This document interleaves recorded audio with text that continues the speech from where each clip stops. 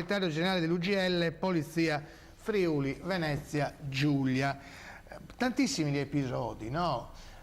Però uno insomma, la fuga del tunisino.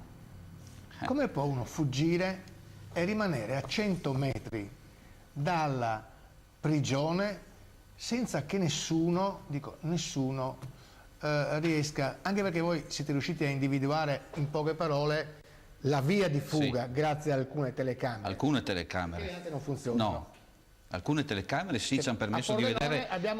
Scusi, a Pordenone abbiamo le telecamere che non funzionano? Alcune non funzionano. Quindi voi avete solamente... Abbiamo visto la tracciatura, si vede il soggetto da che parte sta scappando. Vicolo del sì, ha fatto il giro, è passato dietro, è passato davanti al tribunale, probabilmente ha salutato anche il giudice e poi è andato giù, è passato e si è nascosto lì. Cioè, ovviamente sul ponte di Adamo ed Eva. Sì, sì, e ovviamente... la telecamera lì... non ci ha permesso di... Il problema è un altro, il sistema carcerario, che è questo che permette a queste persone di fare queste cose. Uno, perché in altri stati, tant'è che adesso questa persona, in altri stati questo non avviene, tant'è che adesso questa persona da Padova verrà processata a Pordenone perché il reato è stato compiuto a Pordenone, quindi il sequestro di persone è avvenuto qui.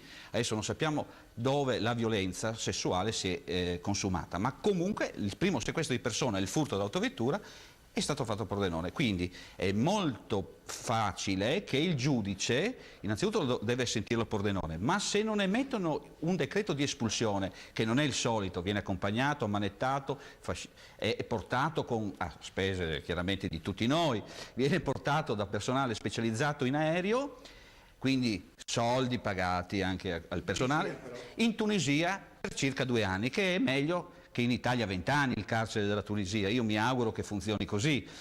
E quindi questa è la prima cosa. Seconda cosa, se avessimo avuto la possibilità di avere i cani, perché qualcuno si dice, qualche critica sui giornali, ma i signori che scrivono devono telefonarmi e dire, ma come mai i cani? Vi spiego, non possiamo avere 50 cani in polizia, perché le crocchette per i cani, ve l'avevo detto ancora l'anno scorso, le paga l'operatore.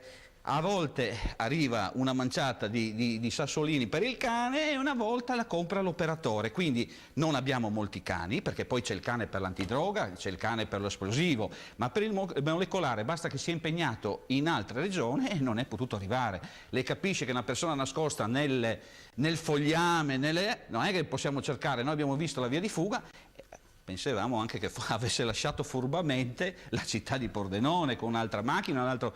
mentre questo è uscito solamente perché aveva voglia di fare questo atto disgraziato, tant'è che ha chiesto scusa alla ragazza di Pordenone, ma io non so se queste sono le scuse. Il problema è che questo adesso è ancora, ripeto, ritornerà a Pordenone sicuramente in attesa e mi auguro che il giudice, la magistratura lo mandi via, perché se no ce lo teniamo qui. E il sistema carcerario, il carcere di Pordenone non è idoneo.